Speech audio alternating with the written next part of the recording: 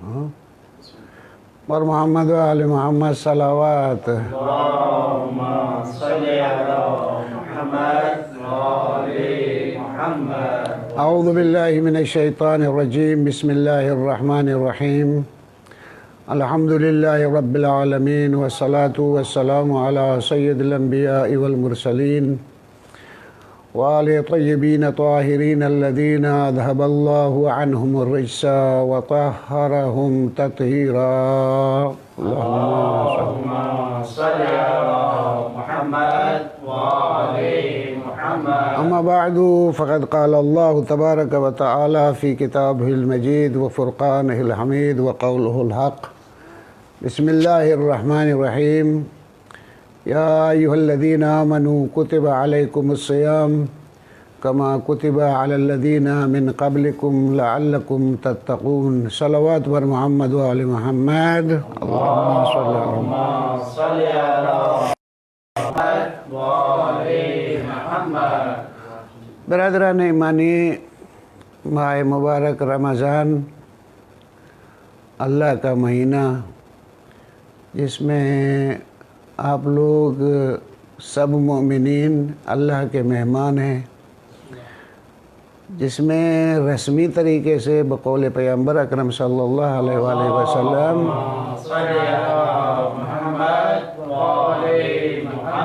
قد دعیتم الی ضیافت اللہ، تم انوائٹ ہو، تم کو دعوت دی گئی ہے ضیافت و اللہ کی مہمانی کے لیے.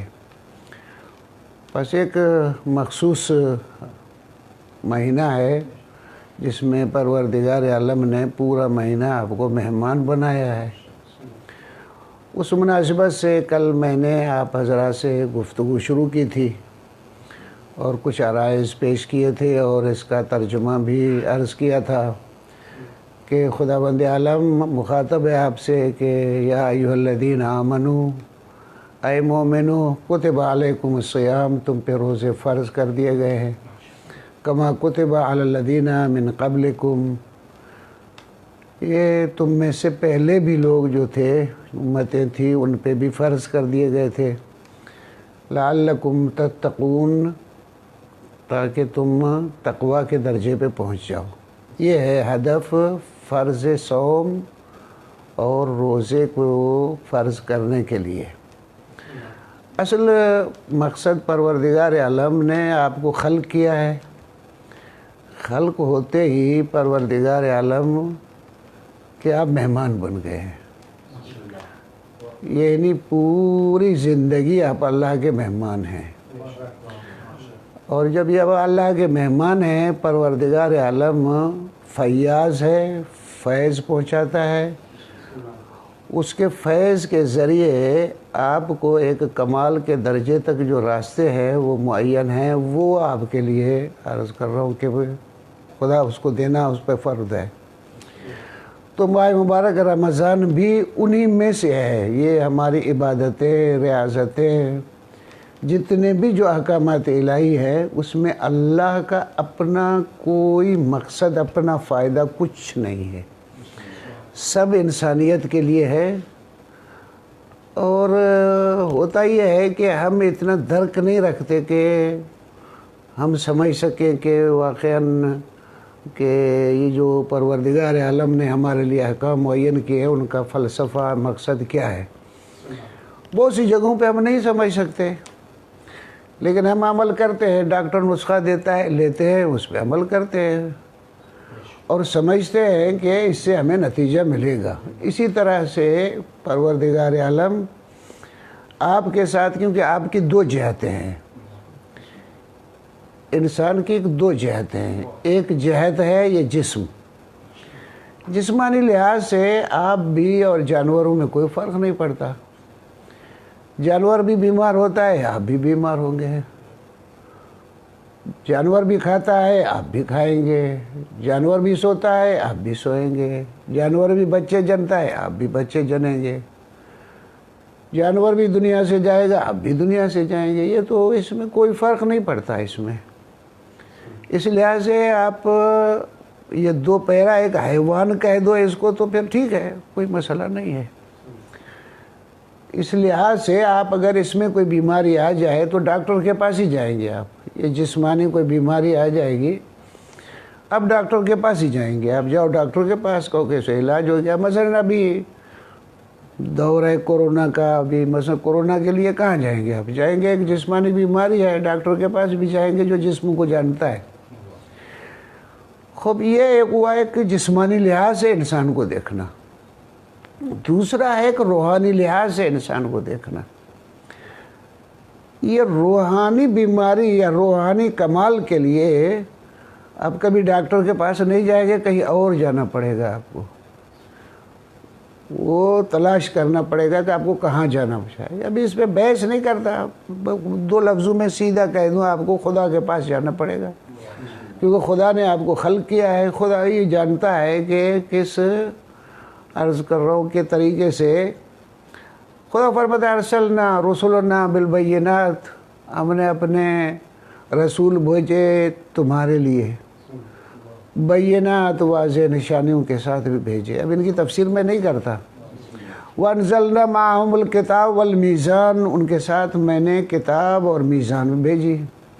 لیقوم الناس بالقسط، تاکہ تم اس لائق ہو جاؤ کہ عدالت خود قائم کر سکو. یہ ایک اہداف و مقاصد بتائے. تو رسول بھی بھیجے ہیں اور وانزلنا معهم الکتاب، اور ہم نے اس کے ساتھ کتاب بھی بھیجی. اب پتہ نہیں میری طرف متوجہ ہے یا نہیں. وانزلنا معهم الکتاب، اور ان انبیاء بھیجے، رسول بھیجے، ان کے ساتھ کتاب بھی بھیجی. بہت اچھی ایک سورہ ہے، آخری پارے میں ہے، انا انزلناہ فی لیلۃ القدر. اب یہ کتاب جو ہے ہم نے نازل کی ہے شب قدر میں. انا انزلناہ فی لیلۃ القدر، ہم نے اس کتاب کو نازل کیا. یہ قرآن ہے، قرآن نازل ہوا ہے شب قدر میں. خوب قرآن نازل ہوا ہے شب قدر میں. ہمارے پاس عام طریقے سے تصور یہ ہے کیونکہ قرآن نازل ہوا ہے اسی لیے شب قدر ہے. وہ قرآن کے نازل ہونے کی وجہ سے یہ شب قدر ہم یوں حساب کرتے ہیں. ٹھیک، لیکن خدا یہ نہیں فرماتا ہے کہ میں نے اس کو نازل کیا اس رات میں تو شب قدر ہو گئی، ایسے نہیں فرماتا ہے. بلکہ فرماتا ہے کہ انا انزلناہ فی لیلۃ القدر. مثلا میں کہوں آپ کو کہ آپ مجھے لے آئے گے کسی اچھے کمرے میں، آپ مجھے کہہ دیں کہ میں آپ کو ایک اچھے کمرے میں لے آیا. اس کا کیا مطلب؟ اچھا میری وجہ سے ہوا یا پہلے اچھا تھا مجھے آپ اس میں لے آئے؟ یقیناً کہ وہ اچھا تھا، مجھے اس کمرے میں لے آئے. یہ تو بات اس انداز سے ہوئی. تو پروردگار عالم فرماتا ہے انا انزلناہ فی لیلۃ القدر، ہم نے قرآن کو نازل کیا کون سی رات میں؟ شب قدر میں نازل کیا. ٹھیک، بس لگتا ہے شب قدر پہلے ہی تھی، اس میں قرآن نازل ہوا. یعنی ایک اچھی رات تھی، شب قدر تھی، اس کی تاریخ تو خدا بعد میں فرماتا ہے. لیکن اس سے یہ سمجھ میں آتا ہے کہ شب قدر ایک تھی پرانی چلی آ رہی ہے. اب کون سے مہینے میں تھی کون سے میں نہیں تھی یہ مجھے معلوم نہیں ہے، لیکن تھی. لیکن اب یہ پروردگار عالم کہتا ہے شب قدر میں نازل کیا. پس معلوم ہوا قرآن کا نزول جو ہے وہ کس میں ہے؟ شب قدر میں ہے. شب قدر کون سے مہینے میں ہے؟ دوسری جگہ خدا فرما، میرے خیال میں سورہ بقرہ ہے، شہر رمضان الذی انزل فیہ القرآن. رمضان کا وہ مہینہ ہے جس میں قرآن نازل کیا گیا. پس لگتا ہے کہ شب قدر کا اس میں ہے، ماہ رمضان میں ہی ہے. پس شب قدر ماہ رمضان میں ہی ہے. اب شب قدر ماہ رمضان میں ہے اور اس میں پروردگار عالم نے اس کتاب کو، قرآن کو نازل کیا۔ اچھا، پھر ہم یہ شب قدر کے لحاظ سے بہت جشن مناتے ہیں کہ آج قرآن نازل ہوا۔ ایک سوال میں آپ سے، یعنی ایک عام سوال ہوتا ہے کہ اگر شب قدر میں قرآن نازل ہو گیا، قرآن شب قدر میں نازل ہو گیا نا، تو پھر یہ قرآن کہتے ہیں مسلسل نازل ہوتا رہا، کچھ صورتیں مکی ہیں، کچھ مدنی ہیں، کچھ مدینے کے نازل شدہ ہیں، کچھ یہ بہت ساری وحیاں پیغمبر پہ آتی رہیں، اور عرض کر رہا ہوں قرآن نازل ہوتا رہا۔ یہ تسلسل کے ساتھ قرآن جو نازل ہوتا ہے، پھر یہ کیا ہے؟ ادھر سے آپ کہتے ہیں کہ ہم نے قرآن نازل کر دیا شب قدر میں، تو یہ کیا چیز ہے؟ پھر یہاں سے مسئلہ پھنس جاتا ہے ایک۔ تو اگر میری طرف توجہ دے تو میں کچھ عرض کروں آپ کی طرف۔ یہ قرآن نازل ہوا شب قدر میں، تو اگر یہ تسلسل سے جو نزول جو بعد میں ہوتا ہے پھر اس کا انکار کر دیں تو بس ایک مرتبہ نازل ہوا۔ یہاں سے یہ معلوم ہوتا ہے کہ نزول قرآن دو طریقے کا ہے، ایک مرتبہ نازل ہونے کا ہے، اور دوبارہ تدریجی اور آہستہ آہستہ نازل ہوا ہے۔ یہ ایک مرتبہ پروردگار عالم پہ ہے، جس طرح سے عرض کر رہا ہوں کہ آپ سندھی میں کہتے ہیں بدھا، ہاں، ایک مرتبہ بدھا، ایک مرتبہ ہی ہے بدھا نازل ہوتا ہے۔ سندھی میں اس انداز سے بولتے ہیں۔ ابھی ویسے دکان بدھے کے لیے تھوک پرچون لفظ استعمال کرتے ہیں، جو خردہ ہوتا ہے، ایسا ہوتا ہے، وہ تو ایسا ہوتا ہے ایک مرتبہ اکٹھا ہوتا ہے۔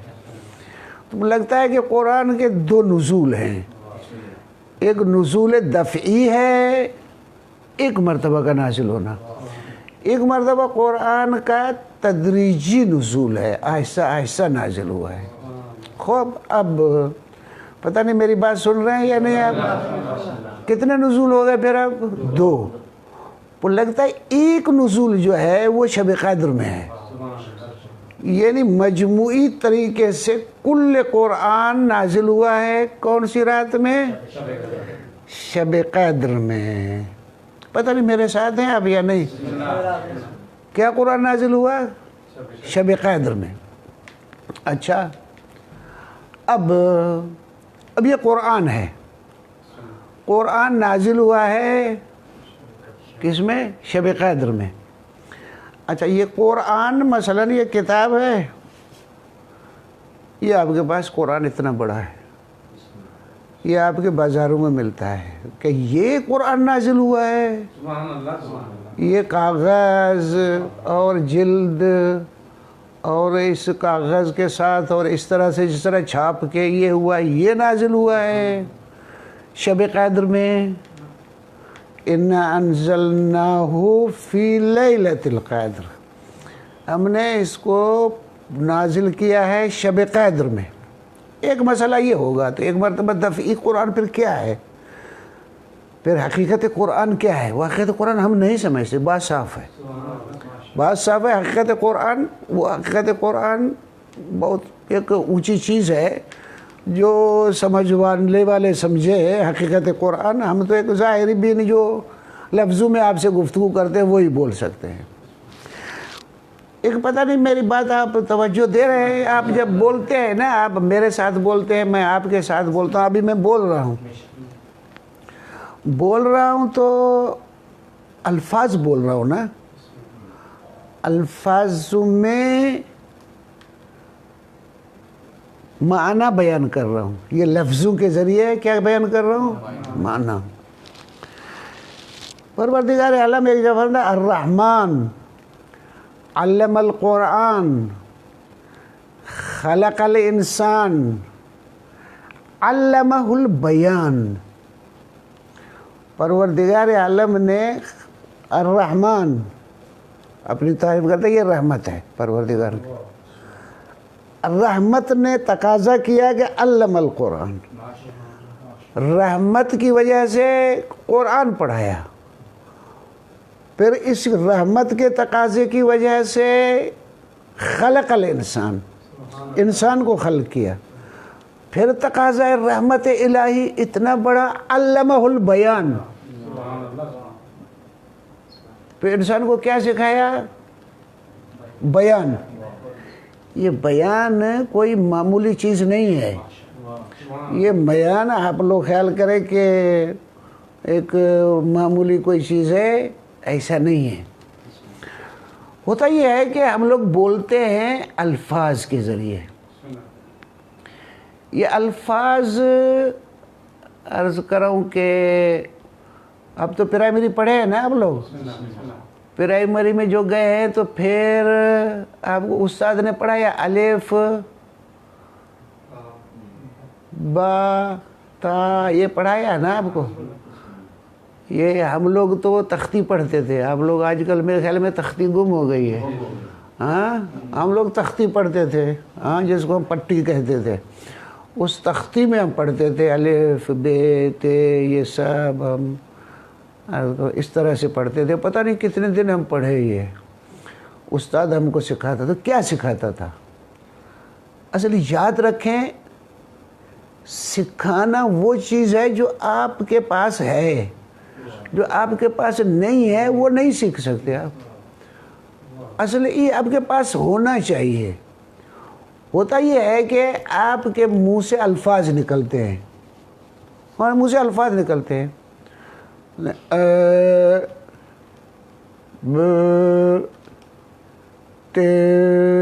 اس دیکھیں یہ الفاظ نکلتے ہیں، ہمارے منہ سے الفاظ نکلتے ہیں. کیسے؟ بے تے سے جی، یہ آوازیں نکلتی ہیں ہمارے منہ سے. یہ الفاظ آوازوں کو ہم جانتے ہیں. پھر ماہروں نے کیا کیا ہے کہ ہمارے ان الفاظوں کے جو آواز ہمارے منہ سے نکلے ان کے نام رکھ دیے. نکلا اس کا نام رکھ دیا الف. بے جو نکلا بے، اس کا نام رکھ دیا بے. کہ تمہارے منہ سے جو آواز نکلتی ہے، یعنی میرے پاس ہے. ایسے نہیں کہ میرے پاس نہیں تھا، یہ آواز تھی میرے پاس. وہی تھی اے بے بے. تے میرے منہ سے نکلتی تھی، اس نے کہا یہ تے ہے. پھر سے، پھر استاد نے یہ بتا دیا کہ سے ہے. یہ جے جیم، چھ، دیکھو یہ چھ. ہاں یہ سب استاد نے وہ نام رکھ دیے آوازوں کے. تو عربی میں جو آوازیں نکلتی ہیں ان میں اتنے ہی الفابیٹس ہیں، حروف تہجی ہے. اردو میں جتنے اردو دان جو آوازیں نکال سکتا ہے اتنے حروف تہجی ہے. اسی طرح سندھی والے جتنے بھی آوازیں نکال سکتے ہیں اتنے حروف تہجی ہے. یعنی جس طرح سے ہم جتنے آدمی ہمارے نام ہیں، اسی طرح ہمارے منہ سے جو آوازیں نکلتی ہے ہر ایک کا نام ہے. تو یہ حروف تہجی یا الفابیٹس، یہ جو آپ کہتے ہو یہ حروف تہجی یا حروف ہجا یا الفابیٹس، یہ کیا مطلب ہے؟ اصل نام ہے وہ آوازیں جو آپ کے منہ سے نکلتی ہیں. اچھا یہ پھر ایک یہ فن ہوا، یہ آوازیں جو نکلتی ہے ہمارے منہ سے. اچھا یہ آوازوں کو پھر ترکیب کیا، ملایا. پہلے آوازیں نکلتی تھی، پھر آوازوں کو ملایا. پہلے ہم نے پڑھا آ با تا سا جیم ہا خا، یہ آوازیں نکلی. اب ملانا شروع کرتا. آبا تابا آب تاب، یہ ملانا، یہ ترکیب ہوئی. تو ایک دو آوازیں ملائیں، اس سے ایک لفظ بنا.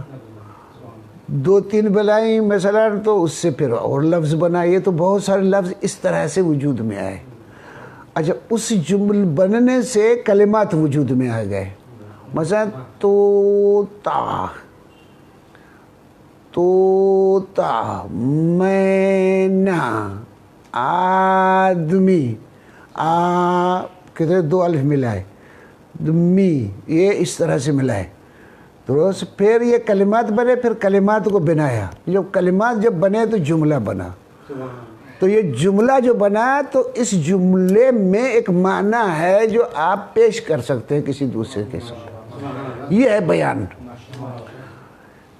تو آپ مطلب کسی کو اگر پیش کریں گے تو اب آپ کے پاس بیان، یعنی یہ جو آوازیں نکلتی ہے ان آوازوں کی ترکیب دے کے کلمات، کلمات کے بعد سینٹینس، جملے بنانے کے بعد آپ ایک تقریر کر سکتے، بول سکتے، اپنا ما فی الضمیر دوسرے کے سامنے پیش کر سکتے۔ تو یہ عرض کر رہا ہوں پروردگار عالم نے یہ ہم کو دیا، یہ ہم اسی لیے زبانیں ہیں ہمارے پاس، مختلف زبانیں، اختلاف السنہ، مختلف زبانیں ہیں ہمارے پاس۔ عرض کر رہا ہوں کہ انسانوں کے پاس ہیں آدمی دو پیرے ہی، سندھی زبان ہے تو اردو زبان ہے تو عربی زبان ہے، فارسی زبان ہے، انگلش زبان ہے، پرشین زبان ہے، عرض کر رہا ہوں کہ فرانسوی ہے، جرمنی ہے، پتہ نہیں کیا کیا ہے، روسی ہے، کیا کیا زبانیں ہیں، بہت ساری زبانیں ہیں۔ اچھا، اِنَّا أَنزَلْنَاهُ فِي لَيْلَةِ الْقَدْرِ۔ اچھا ایک بات آپ مجھے بتاؤ، آپ میں سے کوئی بتا سکتا ہے کہ میں ابھی باہر سے آیا، اتنا مطلب مجھے بتا دو بغیر لفظ بولے؟ نہیں بتا سکتے، یعنی معنی آپ مجھے نہیں دے سکتے، معنی آپ کے دماغ میں ہے نا، یہ معنی مجھے دیں گے نا، آپ مجھے دیں گے، آپ مجبور ہیں اس معنی کو لفظ میں ڈالے پھر پھینکے، بغیر لفظ میں کے ڈالے اس معنی کو آپ میری طرف بیان بھی نہیں کر سکتے۔ تو آپ مجبور ہیں کہ لفظوں میں معنی کو لپیٹیں، پھر معنی لپیٹنے کے بعد لفظ کو پھینکیں، اگلا وہ لفظ سے لے کے جس طرح جوس نکالتے ہیں نا، جس طرح جوس نکال کے لفظ کا جوس جو معنی تھا وہ لے لیا، جو لفظ کو پھینک دیا، اس طرح سے۔ یعنی میں آپ کے ابھی بہت سارے میں بولوں گا ابھی آپ سے، معنی ہو سکتا ہے آپ کے پاس، مطلب یاد ہوگا یہ بات کہی اس نے، کیونکہ لفظ مجھے یاد نہیں ہے، یعنی معنی آپ کے دماغ میں، یعنی آپ نے جوس کر دیا اس کو، جوس کر کے معنی کو تو لے لیا، لفظ کو پھینک دیا۔ تو اس انداز سے ہے۔ تو ایک طریقہ کار یہ ہے کہ الفاظ کے ذریعے مطلب کو پہنچائیں، توجہ ہے نہیں، ایک طریقہ کیا ہے؟ الفاظ کے ذریعے، ایک ہے معنی، تو قرآن لفظ نہیں ہے، معنی ہے، فقط معنی ہے۔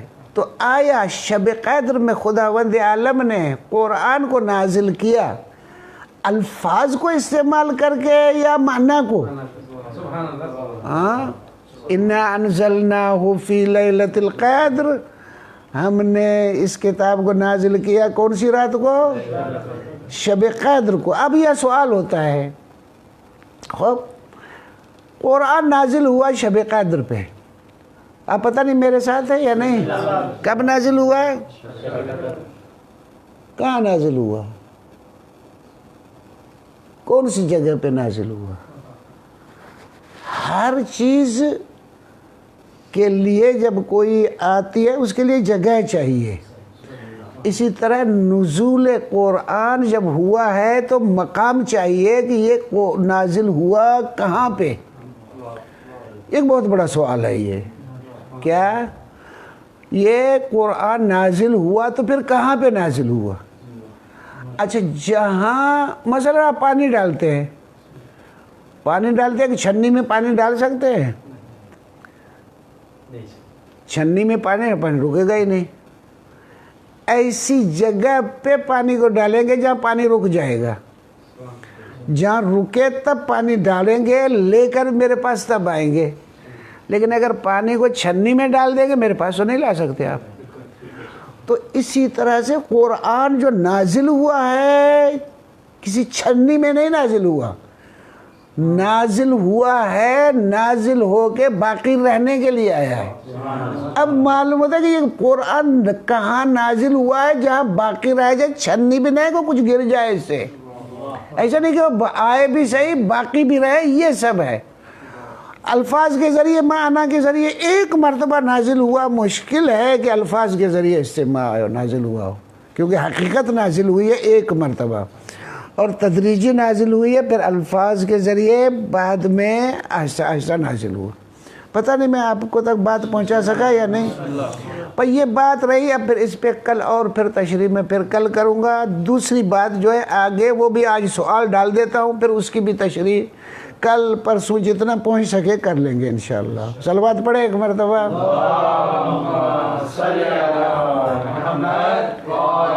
تو اس میں ایک میرا سوال یہ کہ آپ ذہن میں رکھیں، آپ بتائیے گا کہ یہ قرآن نازل ہوا تو جہاں بھی نازل ہوتا ہے کوئی بھی چیز کوئی نازل ہو، اس جگہ پہ نازل ہو جو لے بھی سکے گرا بھی نہیں سکے۔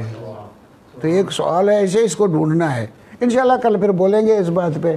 تو یہ کون سی جگہ پہ نازل ہوا اور اس کی شرائط کیسے ہے، توجہ نہیں، کیسی جگہ ہونی چاہیے تاکہ وہ باقی بھی رہے، اور اس کے بعد بڑھ کے آگے دوسری باتیں بعد میں انشاءاللہ۔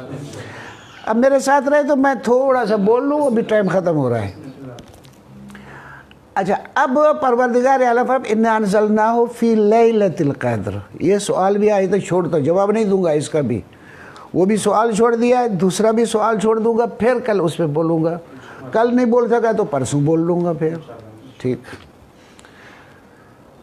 اچھا، خدا کیا فرماتا ہے اِنَّا أَنزَلْنَاهُ فِي، اس قرآن کو نازل، اب تو مجھے جگہ ڈھونڈنی ہے کہاں نازل ہوا۔ اب چھوڑ دے قرآن کو، اب لیلۃ القدر پہ آتے ہیں۔ لیلۃ القدر ابھی اس کی فضیلت بیان فرما رہا ہے خدا۔ لیلۃ القدر خیر من الف شہر۔ اچھا، شب قدر 1000 مہینوں کے ایکول برابر نہیں، تاکہ کچھ آدمی وزن سمجھ لے، نہیں، خیر من الف شہر، 1000 مہینوں سے بھی افضل ہے۔ روایات میں ہے کہ پوچھا گیا کہ افضل ہے الف شہر سے، تو اس کا کیا مطلب ہے؟ کہتا ہے کہ اس رات میں جو ایک نماز پڑھو گے وہ 1000 مہینوں میں پڑھتے رہو گے، وہ اس سے بھی افضل ہے عبادت۔ یعنی ایک عبادت اس رات میں جو آپ انجام دیتے ہو شب قدر میں، وہ 1000 مہینوں تک بھی انجام دو پھر بھی یہ ایک رات والی عبادت اس سے افضل ہے، یعنی ایک ایسی من ہے۔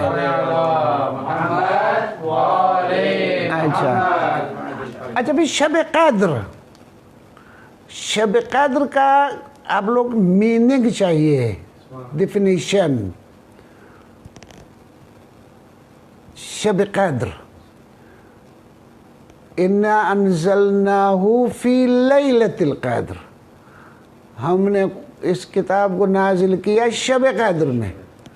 اب خدا نے وَمَا أَدْرَاكَ مَا لَيْلَةُ الْقَدْرِ،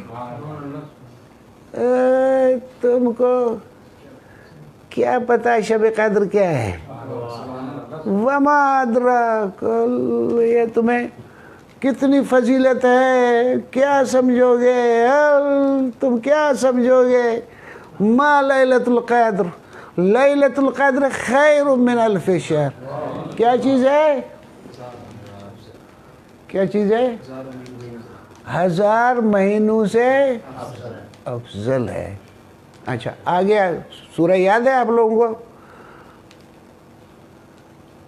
اِنَّا أَنزَلْنَاهُ فِي لَيْلَةِ الْقَدْرِ وَمَا أَدْرَاكَ مَا لَيْلَةُ الْقَدْرِ لَيْلَةُ الْقَدْرِ خَيْرٌ مِّنْ أَلْفِ شَهْرٍ۔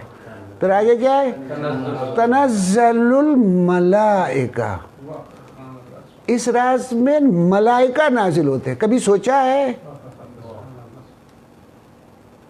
جس طرح نزول قرآن کے لیے جگہ چاہیے تھی، نزول ملائکہ کے لیے بھی جگہ چاہیے؟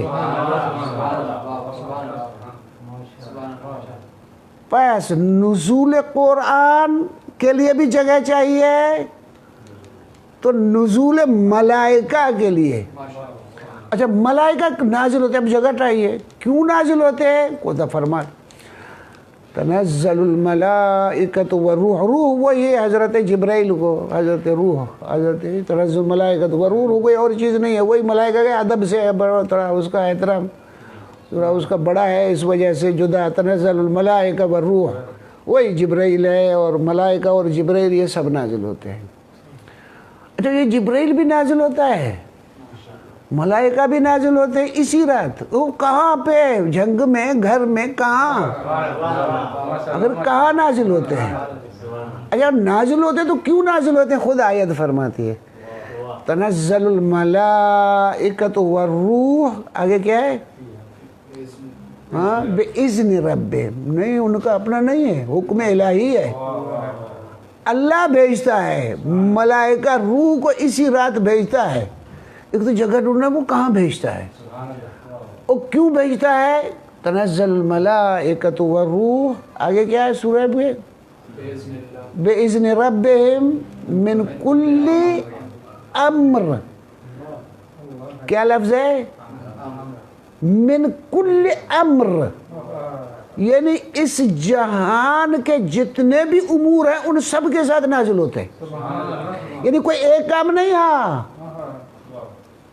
کل امر ہے۔ اب یہ ہمارے سمجھ سے یہ کل امر کیا ہوتا ہے، ہم تو کیا ہمارا کیا کہتے ہیں، ہمارے کوئی چیز ہی نہیں ہے، ہم کو تو ایک عرض کر رہا ہوں کہ ایک پالک کا پتا بھی سمجھ میں نہیں آتا کیا چیز ہے، ہاں دنیا کی ایک ایک ذرے کی چیز ہم کو سمجھ میں نہیں آتی، بالکل امر ہے، یعنی اس جہان کے متعلق جتنے بھی امور ہیں ان سب کو نازل ہوتے ہیں۔ وہ امور کہاں پہ، کیسے نازل، کس جگہ پہ ہوتے ہیں، یہ بھی اپنی جگہ پہ سوال ہے۔ تو شب قدر ہے آج، تو خدا فرماتا ہے اِنَّا أَنزَلْنَاهُ فِي لَيْلَةِ الْقَدْرِ، ہم نے اس قرآن کو، اب یہ سوال یہ کہ یہ کہاں نازل ہوتا ہے، ظرف چاہیے، اس کے لیے شرائط چاہیے۔ اسی طرح سے شب قدر میں اتنی فضیلت ہے کہ من کل امر، یا ملائکہ روح نازل ہوتے، یہ کہاں نازل ہوتے؟